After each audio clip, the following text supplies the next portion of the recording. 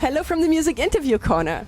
This is Tuska Day 2 and I'm here with Sonata Arctica with Tommi and Elias. Hi. Hello. Hello. Thank you so much for taking time for the interview. No problem. How does it feel for you to play at Tuska? Well, I think it's always nice to come back. Mm-hmm. How many times have you been here? I'm not even sure. Maybe 5 times or at least. Mm-hmm. So it's a lot of fun. Mm-hmm. Yeah, actually, first time I visited Tuska, it was 25 years ago. Wow. 1999. We didn't play that at that time, but as a tourist with Tony. And yeah, so we have a kind of long history with Tuska, so it's always a special moment to play here. Wonderful. And in March you released your 11th studio album, Clear Cold Beyond, and you described the album as going back or returning to your power metal roots. Can you tell me more about that? Well, I think that there's, as a whole, there's a lot of this power metal kind of thing that we are known for. So, and it's quite compact album and quite heavy. I don't know. Help me. Oh, yes, okay. Simple, catchy melodies and fast songs. So yeah, that's kind of how people know Sonata. It's those two things, I think. And do you have a favorite song on Clear Cold Beyond? There's several, but The Cure, or Cure for Everything, yeah, that's my favorite song. And yours? Well, I like First in Line, and I think I will have to say that I love all the songs. Of course, yeah. I'm not saying that I love all Sonata songs, but on this album I think I do like all of them. I know some bands also don't like this question because it's like your children, like your creative babies, and yeah. And it's a great album, I have to say. I love it. Of course, we can't say that we don't like that song, and number 6, that's not my favorite. And you don't get an angry call from your record label? Or from Tony, who is composer. So. Oh, yeah, right. We don't want to mess this relationship up, no.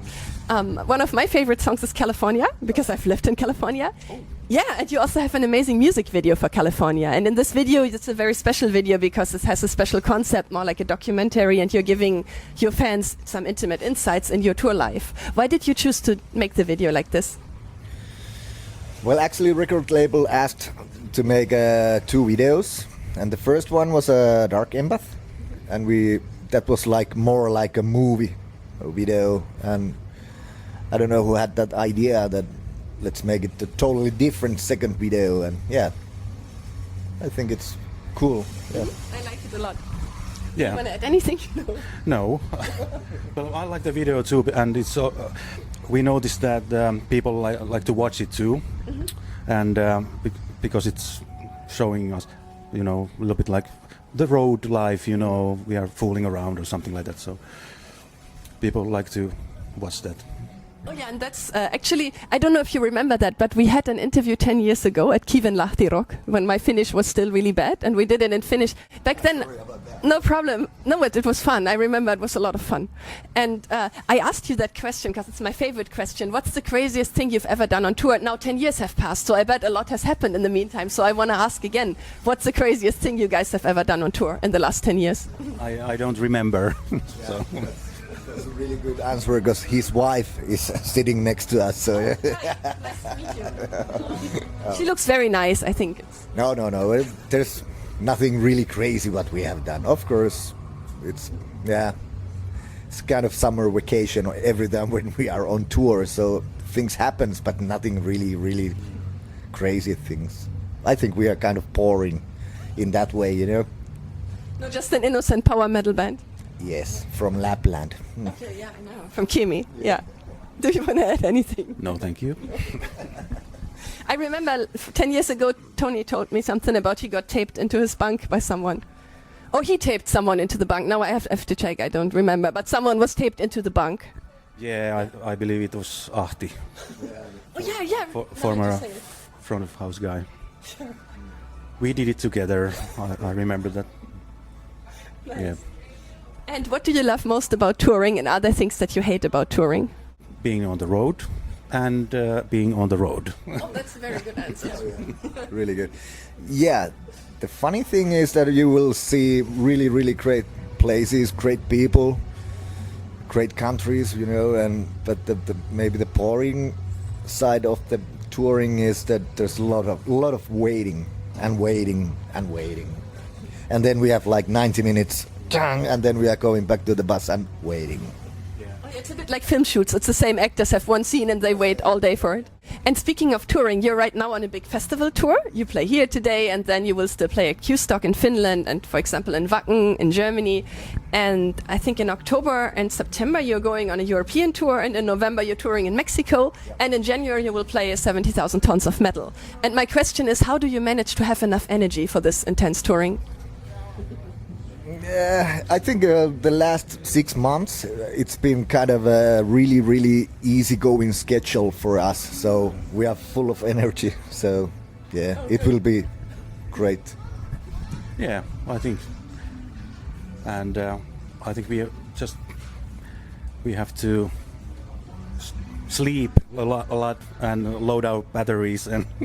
While you're waiting, you can sleep. Exactly, because we have so much waiting and spare time, so we have. Oh yeah, and since I have both of you here, guitarist and a drummer, I want to talk about musician jokes, because I noticed all the musician jokes are aiming at drummers and bassists. And do you know why that is? I have no idea. My theory is that the guitarists are the ones who are making it up. What do you think about that? I haven't made any jokes up myself, but I have one. Who's the best friend of the musician? The drummer. Of course. Yeah. Oh, my favorite one, but I shared that before, but my favorite one is, how do you know that the drummer is knocking on your door? Do you know that one? Yeah, in Finnish, but not in English. Yeah, it's not very tight and it gets faster. Yeah. Oh, shall we tell bass player jokes? Because here's no bass player right now. Do you know a good bass player joke? I do. In Finnish, it's hard to translate. You can also tell it in Finnish and we make subtitles. It's difficult to translate. Okay. But yes, I do, but not in English. I know this really mean one, but I know so many nice bass players, so I should apologize before. But how does the band know if the stage is even? You put the bass player on the stage and you see from which side he's drooling. Yeah. Oh, no, but there's so many nice bass players, I'm sorry. So maybe one more question. What's your biggest dream for the future? Stay healthy and able to play Great. together, yes. I have the same, yeah. Great, that's a good wish. I have a feeling, like you're so chill, I have a feeling this will work out well for you. Hopefully, yeah. Or do you want to say anything to your fans? See you on tour, yeah. Yes, see you on tour and have fun. Great. Then thank you so much and goodbye from the Music Interview Corner.